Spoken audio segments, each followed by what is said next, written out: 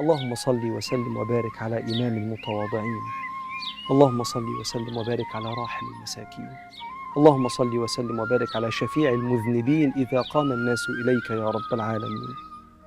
يا رب، يا من لا يشغله شيء عن شيء، أنت عالم بخفايا الأمور ومحصي وساوس الصدور، وأنت بالمنزل الأعلى وعلمك محيط بالمنزل الأدنى، تعاليت علوا كبيرا.